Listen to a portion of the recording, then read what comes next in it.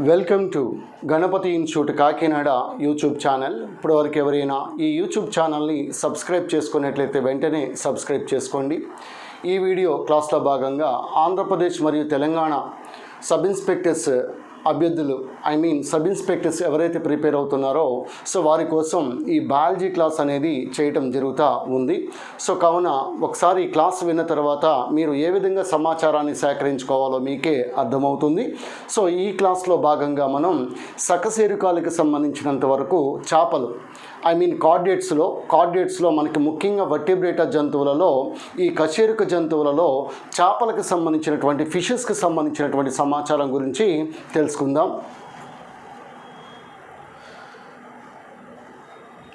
అయితే మనకి ఈ అర్థమెటిక్ రీజనింగ్ ప్యూర్ మ్యాథ్స్కి సంబంధించినంత వరకు ఒక ప్యాక్ అనేది మనకి గణపతి ఇన్స్టిట్యూట్ యాప్లో మీకు లభిస్తుంది. You please download the app Ganapathi institute from Google Play store.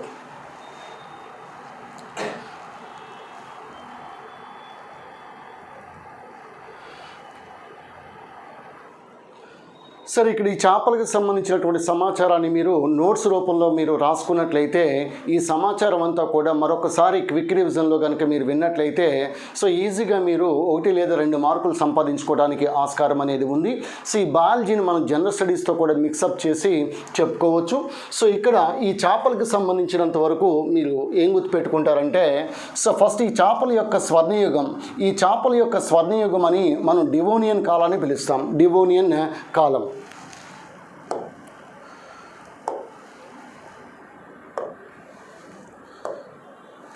ఈ చేపల యొక్క స్వర్ణయుగం అని డివోనియన్ కాలాన్ని పిలుస్తాం.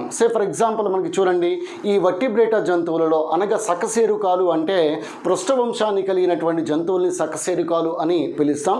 మళ్ళీ ఈ సకశేరుకాలలో మనకి యూరోకార్డేటా, సెఫలోకార్డేటా, వర్టిబ్రేటా అనేటువంటి సముదాయాలు ఉంటాయి. ఈ వర్టిబ్రేటాలో మనకి 5 విభాగాలు అనేవి ఉంటాయి. ఇందులో చేపలు, ఉభయచరాలు, సరీసృపాలు, పక్షులు, క్షీరదాలు fishes, amphibians, reptiles, birds and mammals. ఇందులో మనకి ఈ 5 విభాగాలలో అతిపెద్ద విభాగం అనేది చేపలు. అతి చిన్న విభాగం అనేది ఉభయచరాలు లేకపోతే ఆంఫిబియా అని పిలుస్తాం. అయితే ఈ చేపల యొక్క స్వర్ణయుగం అంటే ఏ యుగంలో చేపలు అనేవి బాగా అభివృద్ధి చెందాయి, బాగా పరిణామం చెందాయి అంటే డివోనియన్ కాలం అని చెప్పేసి పిలుస్తాం. డివోనియన్ కాలం అనేది చేపల యొక్క స్వర్ణయుగంగా గోల్డెన్ ఏజ్ ఆఫ్ ఫిషెస్గా మనం గుర్తుపెట్టుకోవచ్చు. అదే ఉభయచరాలు అనుకోండి మనకి కార్బోనిఫెరస్ కాలం అని పిలుస్తాం. అదే మనకి సరీసృపాలంటే మీసోజోయిక్ కాలం అంటాం. పక్షులంటే జురాసిక్ కాలం అంటాం. అదే క్షీరదాలు అయితే సీనోజోయిక్ లేకపోతే ఆధునిక జీవ మహాయుగం అనేది క్షీరదాల యొక్క స్వర్ణయుగంగా మనం చెప్పుకుంటూ ఉంటాం. అయితే నీలి విప్లవం అనేది ముఖ్యంగా ఈ చేపల ఉత్పత్తికి సంబంధించింది. బ్లూ రెవల్యూషన్ అని పిలుస్తాం. ఇటీవల కాలంలో మోడీ కూడా మనకి 4 కలర్డ్ రెవల్యూషన్ పేర్కొనటం జరిగింది. ఈ 4 కలర్డ్ రెవల్యూషన్లో సెకండ్ ఎవర్ గ్రీన్ రెవల్యూషన్ గురించి, అదేవిధంగా మనకి బ్లూ రెవల్యూషన్ గురించి, వైట్ రెవల్యూషన్ గురించి, సాఫ్రాన్ రెవల్యూషన్ గురించి పేర్కొనటం జరిగింది. సాఫ్రాన్ రెవల్యూషన్ అంటే మనకి ముఖ్యంగా సౌరశక్తి ఉత్పత్తికి సంబంధించిన విప్లవమే ఈ saffron revolution. Coming to blue revolution, చేపల ఉత్పత్తికి సంబంధించినటువంటి విప్లవం. మరి ఫాదర్ ఆఫ్ బ్లూ రెవల్యూషన్గా పిలువబడే వ్యక్తులు 2 ఉన్నారు. ఒకరు అరుణ్ కృష్ణన్, రెండవ వ్యక్తి హీరాలాల్ చౌదరిగా గుర్తుపెట్టుకోవచ్చు. చేపల యొక్క పెంపకాన్ని పిసికల్చర్ అంటాం. చేపల యొక్క అధ్యయనాన్ని ఇక్తియాలజీ అని పిలుస్తాం. మీకు ఆల్రెడీ చెప్పాను. ఈ వర్టిబ్రేటాలోనే అతిపెద్ద విభాగము చేపలైతే అతి చిన్న విభాగము ఉభయచరాలు. మరి అన్ని రకాల చేపల ఉత్పత్తిలో, మంచినీటి చేపల ఉత్పత్తిలో ఆంధ్రప్రదేశ్ మొదటి స్థానంలో ఉంది. ప్రస్తుతం అయితే సముద్ర చేపల ఉత్పత్తిలో మనకి తమిళనాడు మొదటి స్థానంలో ఉంది. ఇదివరకు గుజరాత్, కానీ ప్రస్తుతము తమిళనాడుగా గుర్తుపెట్టుకోవాలి. నవంబర్ 21 అనేది ప్రపంచ మత్స్య దినోత్సవంగా గుర్తుపెట్టుకోవచ్చు. అలాగే మనకి టార్పిడాలజీ, ఈ విద్యుత్ చేపల యొక్క అధ్యయనాన్ని ఏమంటారని అడిగితే టార్పిడాలజీ అని పిలుస్తాం. 4 కాళ్ళు కలిగినటువంటి చేపల్లో జనరల్గా కాళ్ళు ఉండవు. చేపల్లో వాజాలు ఉంటాయి, ఫిన్స్. ఈ వాజాల సహాయంతో చేపలు అనేవి చలిస్తాయి. మన 4 కాళ్ళు కలిగినటువంటి చేప యాంజిలాప్స్గా గుర్తుపెట్టుకోవచ్చు. గూడు కట్టుకునే చేప స్టికిల్ బ్యాక్ అని గుర్తుపెట్టుకోవచ్చు.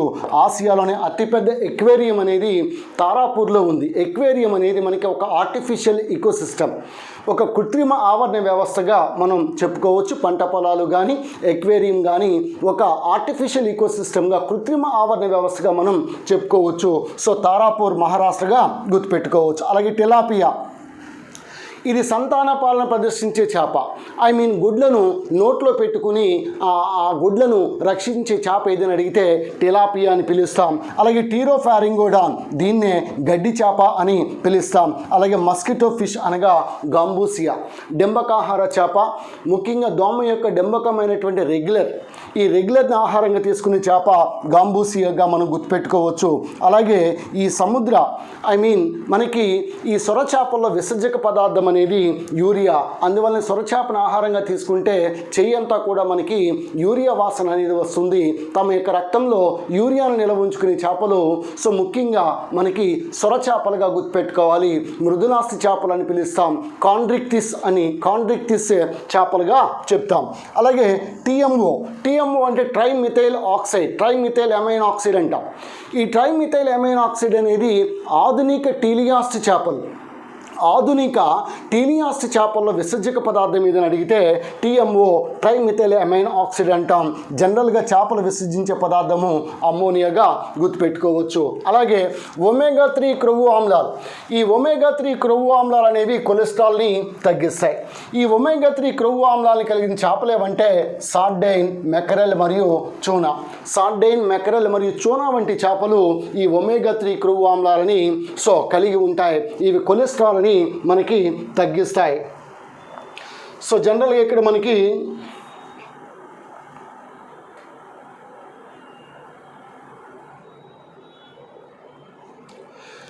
ఈ ఒమేగా-3 క్రొవ్వు ఆమ్లాలు ఏవైతే ఉన్నాయో ఇవి కొలెస్ట్రాల్ని తగ్గిస్తాయి. సార్డైన్, మెకరెల్ మరియు చోనా వంటి చేపల్లో ఈ ఒమేగా-3 క్రొవ్వు ఆమ్లాలు అనేవి ఉంటాయి. చేప మాంసం అనేది మెదడుకి ఆహారము. మెదడు చుట్టూ ఉన్నటువంటి పొరలైనటువంటి మెనింజెస్ని శుతిమెత్తంగా ఈ చేప మాంసం అనేది ఉంచుతుంది. అలాగే చేప మెదడు చుట్టూ మెనింజెస్ అనేది ఒకే ఒక పొర ఉంటుంది. అదే మానవుల్లో అయితే 3 పొరలు ఉండటాన్ని గమనించాలి. అలాగే స్టింగ్రే, ఈ స్టింగ్రే అయినటువంటి చేప పేరు ట్రైగాన్ అంటాం. ట్రైగాన్ ఈ ఆస్ట్రేలియాకు చెందినటువంటి ఈ స్టీఫెన్ రాబర్ట్ ఇర్విన్ అనేటువంటి వేటగాడు ముఖ్యంగా మనకి నేషనల్ జియోగ్రఫిక్ ఛానల్లో కానీ యానిమల్ వరల్డ్లో కానీ ఆయన కనిపించేవారు. కానీ ఈ స్టింగ్రే యొక్క విషపు కొండి ఆయన లోపలికి దూసుకుపోవటం వల్ల ఆయన చనిపోవడం జరిగింది. ఆస్ట్రేలియాకు చెందినటువంటి ఒక వేటగాడు స్టీఫెన్ రాబర్ట్ ఇర్విన్ అని పిలుస్తాం. అలాగే అందమైనటువంటి చేప జీబ్రా ఫిష్ అని పిలుస్తాం. అలాగే ఈ చేపలను తాజాగా ఉంచడం కోసం ఇటీవల కాలంలో ఒక రసాయనాన్ని వాడుతూ ఉన్నారు. దీన్ని మనం ఫార్మాలిన్ అని పిలుస్తాం. Coming to fish glue. ఈ ఫిష్ గ్లూ అనేది చేప యొక్క చర్మాన్ని ఈ ఎసిటిక్ ఆమ్లంలో కరిగించి దీన్ని తయారు చేస్తారు. పుస్తకాల బైండింగ్లో వాడతారు. అలాగే ఫిష్ గ్వానో, ఇది ముఖ్యంగా చేప చర్మం నుంచి సేకరించి కోళ్లకు దానాగా ఎరువుగా వాడతారు ఈ ఫిష్ గ్వానో. షాగ్రీన్, ఎండిన సొరచేపల యొక్క చర్మాన్ని షాగ్రీన్ అని పిలుస్తాం. అలాగే ఐజింగ్ గ్లాస్. ఈ ఐజింగ్ గ్లాస్ అనేది చేపల్లో ఉన్నటువంటి వాయుకోశం లేకపోతే గాల్ బ్లాడర్ అని ఎయిర్ బ్లాడర్ అని పిలుస్తాం. ఈ ఎయిర్ బ్లాడర్ లేకపోతే వాయుకోశం నుంచి మనం ఐజింగ్ గ్లాస్ తయారు చేస్తాం. బీరు, విస్కీ వంటి ఆల్కహాల్ పరిశ్రమల్లో దాన్ని ఉపయోగించడాన్ని గమనించాలి. అలాగే మోనోకల్చర్ అంటే ఉదాహరణకి ఒకే రకానికి చెందినటువంటి చేపల యొక్క పెంపకాన్ని మోనోకల్చర్ అంటాం. పాలీకల్చర్ అంటే ఒకటి కన్నా ఎక్కువ జాతులని మనం పెంచినట్లయితే పాలీకల్చర్ అని పిలుస్తాం. నెక్స్ట్ అంతర ఫలదీకరణం. జనరల్గా చేపల్లో మనకి బాహ్య ఫలదీకరణం, ఎక్స్టర్నల్ ఫెర్టిలైజేషన్ జరుగుతుంది. కానీ సొరచేపల్లో వాటిలో సంపర్క దండాలు ఉంటాయి, క్లాస్పర్స్ ఉంటాయి. ఈ సంపర్క దండాలు ఉండటం వల్ల ఈ స్త్రీజీవిలోకి శుక్రకణాలని అవి ప్రవేశపెట్టడం జరుగుతుంది. అందువల్ల అంతరఫలదీకరణం అనేది సొరచేపల్లో జరగడాన్ని గమనించాలి.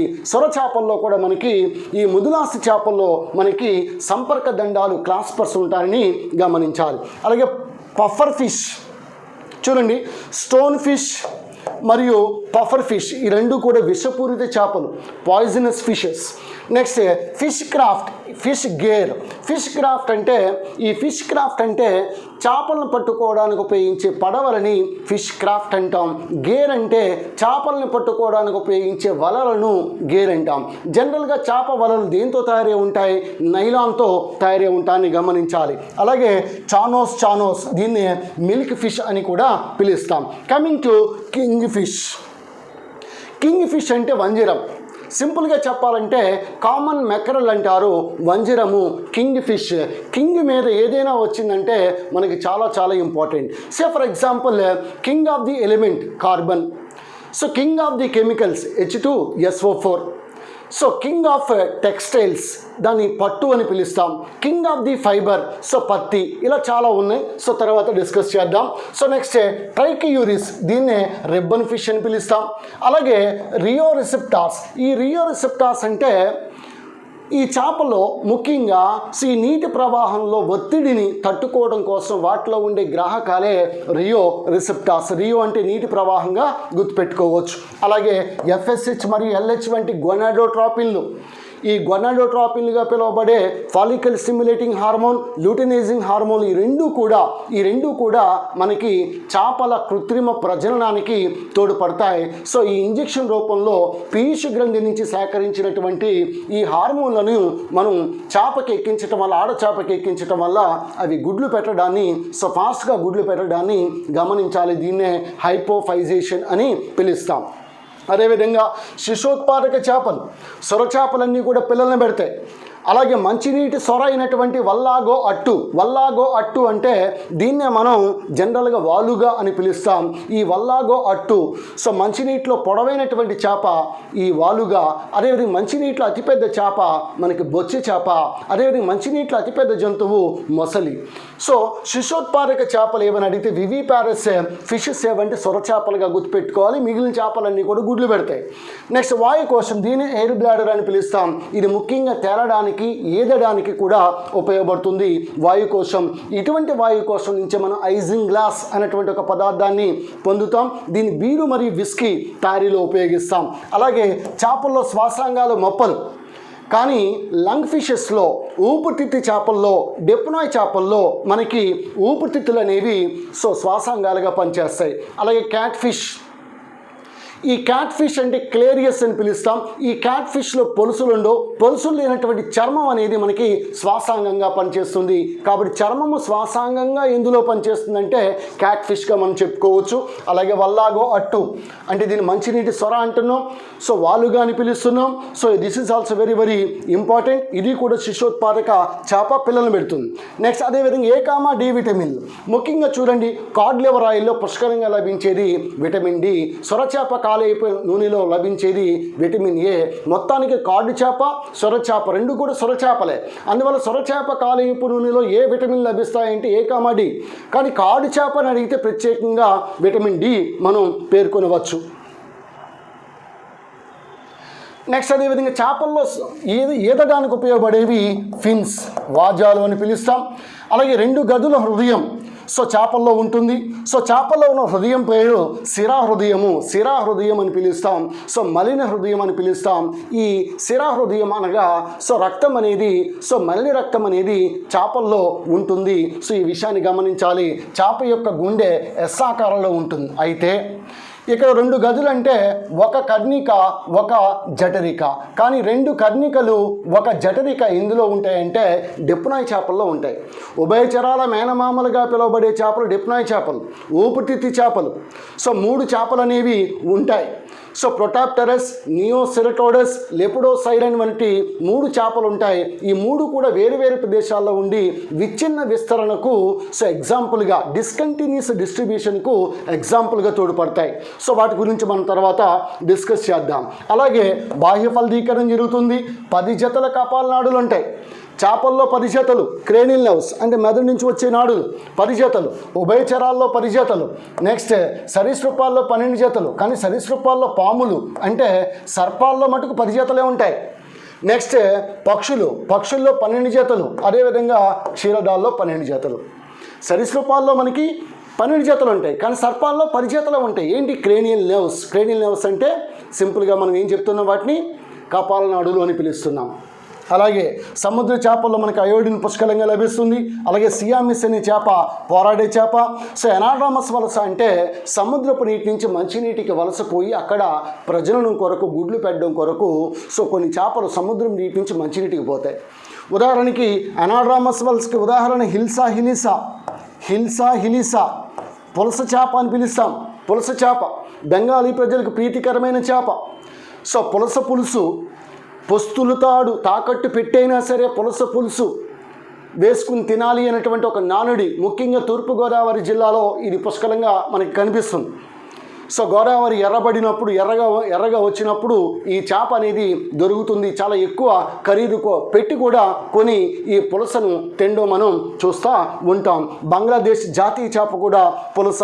అయితే దీనిలో సో జనరల్గా ఈ పులస చేప పెరగడానికి సో చాలా ఎక్కువ టైం కూడా తీసుకుంటుంది. దాదాపుగా 4 కేజీల బరువు, 1 కేజీ బరువు పెరగడానికి 4 సంవత్సరాల వరకు సమయం కూడా పడుతుంది.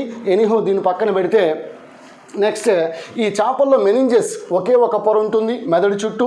అలాగే CMFRI central marine fisheries research institute కోచిలో ఉంది. Central inland fisheries research institute Barrackpore West Bengal, అక్కడే మనకి జనుము పరిశోధనా సంస్థ కూడా ఉంది. Central institute of fisheries technology Kochi, central institute of fisheries education Kakinada Mumbai, central institute of fresh water aquaculture Bhubaneswar Odisha, central institute of brackish water culture చెన్నైలో మనం చూడవచ్చు. అలాగే చేపగాని చేపలు ఫాల్స్ ఫిషెస్ అంటాం. ఇవి చేపలు కాదు, చేపల విభాగానికి చెందినవి కావు, రైట్. సో వీటిలో మనకి జెల్లీ ఫిష్ ఉంది, క్రే ఫిష్ ఉంది, సిల్వర్ ఫిష్ ఉంది, ఇదొక కీటకం, razorfish, cuttlefish, hagfish, shellfish, starfish, devil fish. ఇవి చేపగాని చేపలు. సో ఒకసారి మీరు నోట్స్ రూపంలో రాసుకుంటే రేపు పొద్దున్న ఎగ్జామినేషన్లో ఈ కింది వాణిలో చేప కాని దానిని అన్నప్పుడు ఇవే ఇవ్వడం జరుగుతుంది, వేరేవేవి కూడా రావు. మీకు ఆల్రెడీ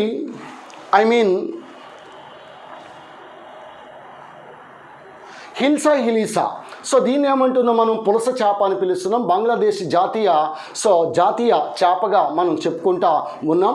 ఎనాడ్రామస్ వలసను ప్రదర్శిస్తుంది. సో 1 కేజీ పెరగాలంటే దాదాపుగా 4 సంవత్సరాల సమయం కూడా పడుతుంది. సో రుచికరంగానే ఉంటుంది. మీకు చెప్పానుగా తూర్పుగోదావరి జిల్లాలో ఒక నానుడు కూడా ఉంది. పొస్సుతాడు తాకట్టు పెట్టైనా సరే పులసను కొనుక్కుని తినాలి అనేటువంటి నానుడి తూర్పుగోదావరి జిల్లా ప్రజల్లో మనం చూస్తూ ఉంటాం. ఇది హిల్సా హిలీషాకు సంబంధించినంత వరకు. నెక్స్ట్ నియోసిరిటోడస్, ప్రొటాప్టెరస్, లెపిడోసైరన్.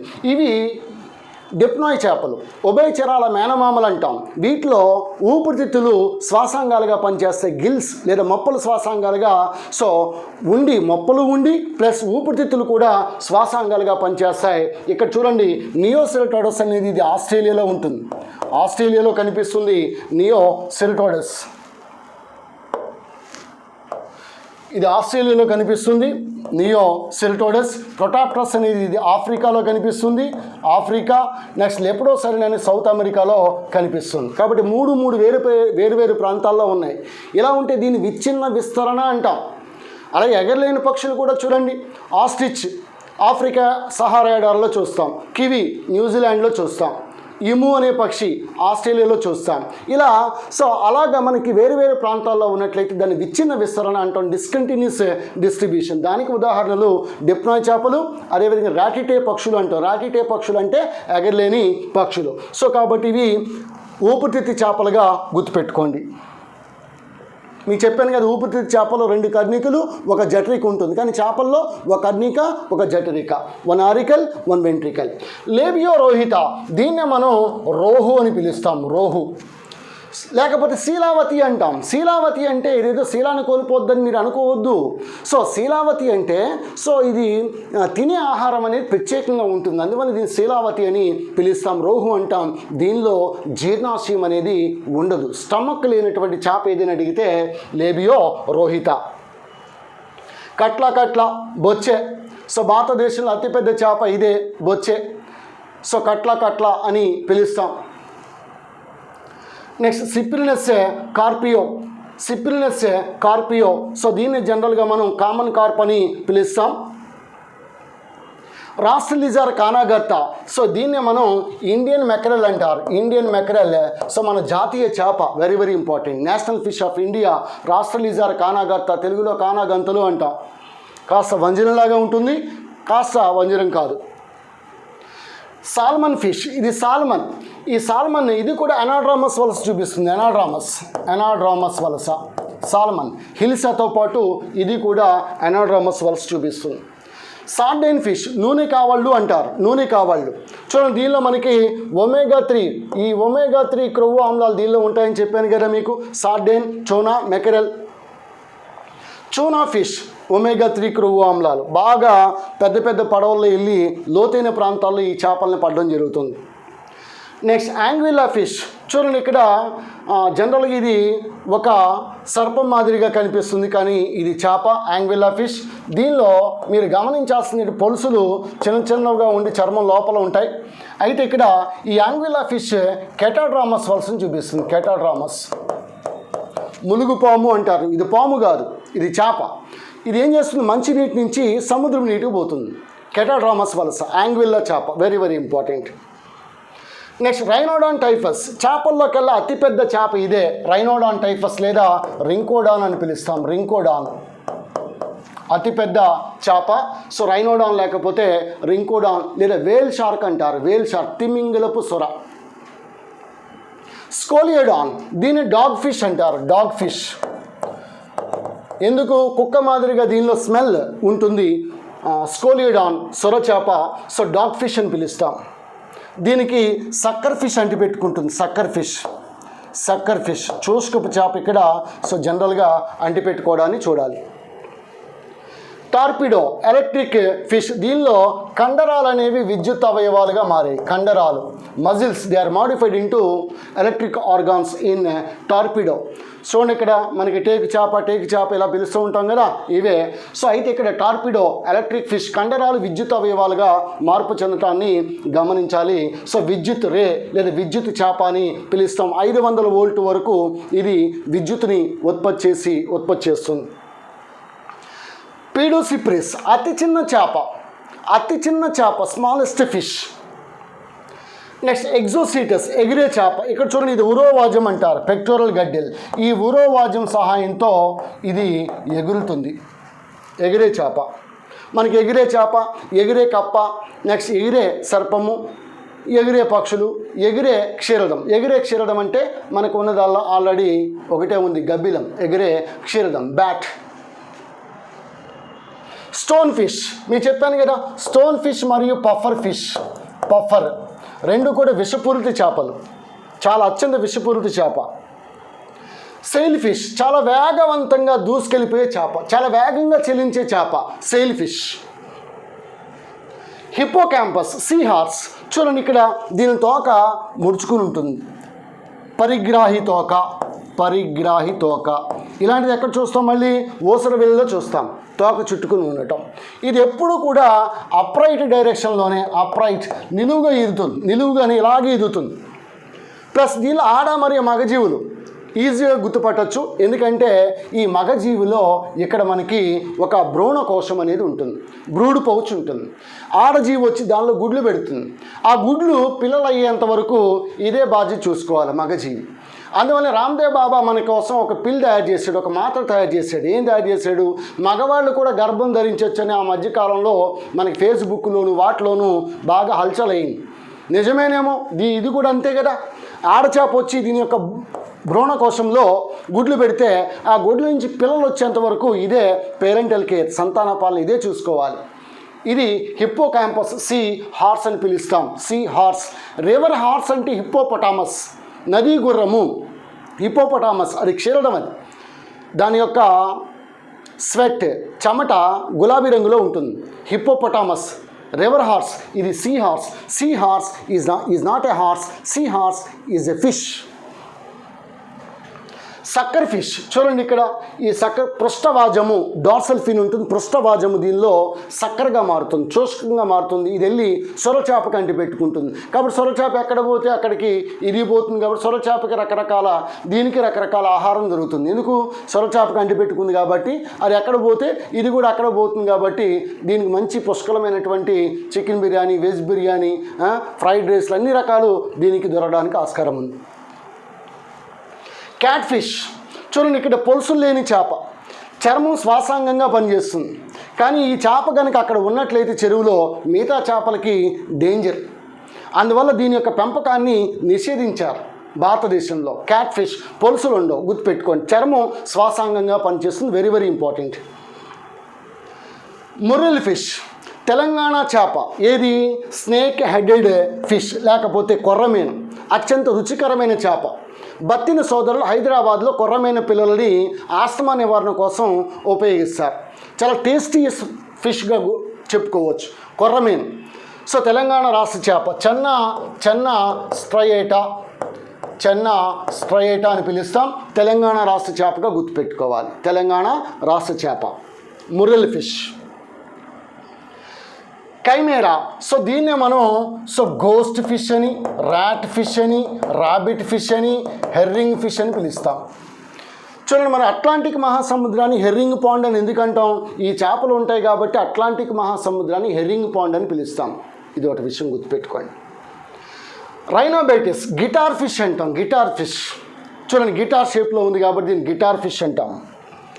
ప్రిస్టిస్ సా ఫిష్, సుత్తితల చేప, ఇది రంపపు ముట్టి చేప. ఈ రంపపు ముట్టి చేప అని పిలుస్తాం ఈ ప్రిస్టిస్ సా ఫిష్.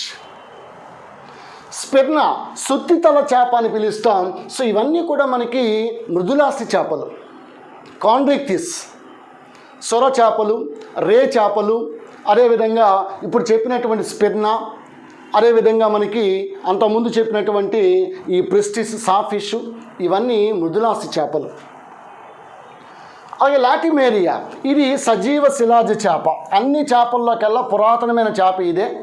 పూర్వకాలం నుంచి ఇప్పటి వరకు కూడా ఎటువంటి మార్పులు చెందకుండా అప్పుడు ఎలాగుందో, 1,000,000 సంవత్సరాల కిందట ఎలాగుందో ఇప్పుడు అలాగే ఉంది. ఇది బుజ్జిముండ, ఏది? లాటిమేరియా లివింగ్ ఫాజిల్ అంటాం. ఇది చేపలకి ఉభయచరాలకి మధ్య కనెక్టింగ్ లింక్, సంధాన సేతు. ఇటు చేప లక్షణాలు కలిగి ఉంటుంది, ఉభయచరాల లక్షణాలు కలిగి ఉంటుంది. లాటిమేరియా, దీన్ని సీలోకాంత్ చేప అంటారు. Coelacanth fish, very very important. Betta fighting fish చూడండి, ఎక్వేరియంలో ఇలాంటి చేపలు చూస్తాము. ఎక్వేరియంలో గోల్డ్ ఫిష్, ఫైటింగ్ ఫిష్, ఇదిగో ఈ ఏంజల్ ఫిష్, దేవత ఏంజల్ ఫిష్.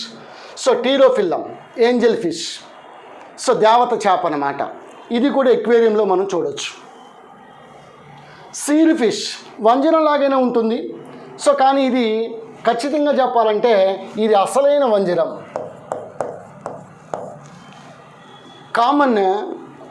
కామన్ మెకరెల్ అంటాం. ఇండియన్ మెకరెల్ అంటే మన యొక్క జాతీయ చేప, రాస్ట్రలిజార్ కానాగర్త. ఇది సీల్ ఫిష్, వంజరం. కింగ్ ఫిష్ అంటాం దీన్ని. సిల్వర్ కార్ప్, ఈ సిల్వర్ కార్ప్ చూడండి, మనకి కట్లా లేబియో రోహిత, సిల్వర్ కార్ప్, ఈ మూడింటిని మనం పాలీకల్చర్లో పెంచవచ్చు. పాలీకల్చర్, ఒకే చేపను పెంచితే మోనోకల్చర్, 3 పెంచితే పాలీకల్చర్. సిల్వర్ కార్ప్ అన్నాను, సిల్వర్ ఫిష్ కాదు. సిల్వర్ ఫిష్ అంటే ఇన్సెక్ట్, కీటకం. లెపిస్మా అంటాం, పుస్తకాల పురుగది, ఆర్థ్రోపోడా వర్గం, కీటకం అది. ఫ్లాట్ ఫిష్ బల్లపరుపు చేప. దీని 2 కళ్ళు చూడండి, ఇదొక కన్ను, ఇదొక కన్ను. 2 కళ్ళు ఒకే వైపు ఉన్నాయి. 2 కళ్ళు ఒకే వైపు ఉన్నాయి అంటే 2 కళ్ళు ఒకే వైపు అంటే దాని మీనింగ్ ఏంటంటే చేపలకి ఒక కన్ను ఇటు ఒక కన్ను ఇటు ఉంటాయి కాబట్టి. కానీ ఇలా కాకుండా ఇలా ఉన్నప్పుడు 2 కళ్ళు ఒకే వైపు ఉంటుంది, సముద్ర అడుగు భాగంలో ఉంటుంది. ఫ్లాట్ ఫిష్ సైనోగ్లాసెస్ అంటారు, సైనోగ్లాసెస్. ఎగ్జామ్లో ఏమడుగుతాడు? 2 కళ్ళు ఒకే వైపుని కలిగిన చేప ఏది? బల్లపరుపు చేప, ఫ్లాట్ ఫిష్. సో ఇది మనకి చేపలకు సంబంధించినటువంటి సమాచారం. సో మీరు ఇలాంటి సమాచారంతో సబ్ ఇన్స్పెక్టర్ లాంటి ఎగ్జామ్కి మీరు వెళ్ళగలిగినట్లయితే సో తప్పకుండా విజయం అనేది సాధిస్తారు. అందువల్ల గణపతి ఇన్స్టిట్యూట్లో ఇలాంటి స్టాండర్డ్స్ అనేవి మెయింటైన్ చేయడం జరుగుతుంది.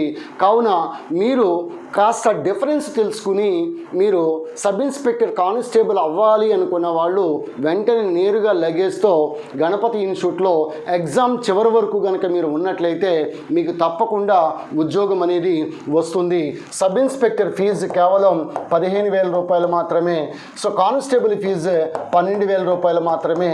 సో ఇలాంటి సమాచారం గణపతి ఇన్స్టిట్యూట్ మెటీరియల్లో లభిస్తుంది. ఇటు కరెంట్ అఫైర్స్ కానీ అర్థమెటిక్ కానీ రీజనింగ్ కానీ సో అద్భుతమైనటువంటి మెటీరియల్ 2023ని దృష్టిలో పెట్టుకుని మెటీరియల్ మేము తయారు చేయడం అనేది జరిగింది, both English medium and Telugu medium. So మరొకసారి చెప్తా ఉన్నా, సో ఏ ఒక్క మార్కు కూడా మీకు పోదు. ఎందుకంటే ఇక్కడ గణపతి సార్ అంటేనే జిఎస్ అంటేనే జనరల్ స్టడీస్, ఆ విషయాన్ని మర్చిపోవద్దు. అలాగే మనకి అర్థమెటిక్కి సంబంధించినంత వరకు సుభాష్ సార్, అదేవిధంగా బాలచంద్ర సార్ టీచ్ చేయడం జరుగుతూ ఉంది. Reasoning Naidu sir, Vicky sir teach చేయడం అనేది జరుగుతూ ఉంది. So English Anil sir teach చేయడం జరుగుతూ ఉంది. దయచేసి ఈ ఫ్యాకల్టీ, సో ఎవరైతే సోకాల్డ్ ఫ్యాకల్టీ ఉన్నారో సో వీళ్ళందరూ కూడా సో నా వద్ద సో నేను ఒక ఇన్స్టిట్యూట్ డైరెక్టర్గా ఉంటూ నేను కూడా పాఠాలు చెబుతూ, సో పాఠాలు చెప్పడం కాదు, సో మీకు జనరల్ స్టడీస్లో 200కి 200 మార్కులు తెప్పించే బాధ్యత సో నాది. So you please trust in me, you please believe in me and believe in yourself. Meet tomorrow with more general studies classes. This is yours brother Ganapathi sir from Ganapathi institute, Kakinada, Andhra Pradesh. Thank you and all the best.